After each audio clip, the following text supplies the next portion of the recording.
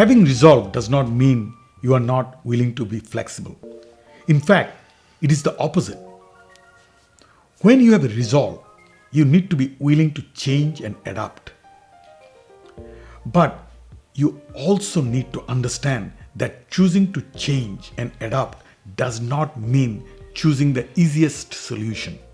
It means choosing the right solution, even if it takes longer to find it.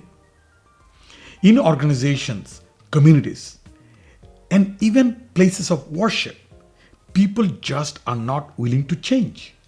In fact, they often resist anything new. I bet you know someone at the office or in your neighborhood that does not like change. It is the "we have always done it that way" syndrome. But here is the thing. If you are not open to change, you will never be able to solve the inevitable problems that crop up. You will never be able to move forward and make progress.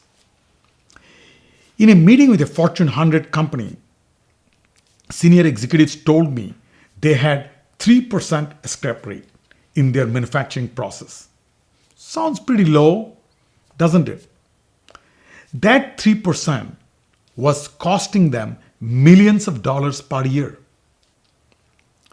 So when I asked them why they felt the rate was acceptable, they told me that the rate had been consistent for the last 10 or 20 years.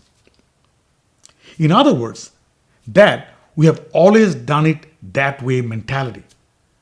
If it is not broken, don't worry about it. To them, good enough was enough.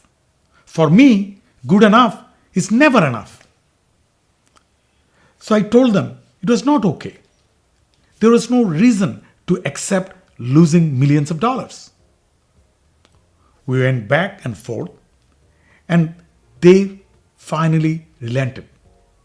I was resilient in my approach with them. Here is what happened. The organization was able to improve their processes and significantly reduce waste to the tune of 0.25% instead of 3%. That is the power of exercising resolve in tackling a problem. The next time you tackle a problem, have the courage to be resilient and look for the best solution, not the fastest one.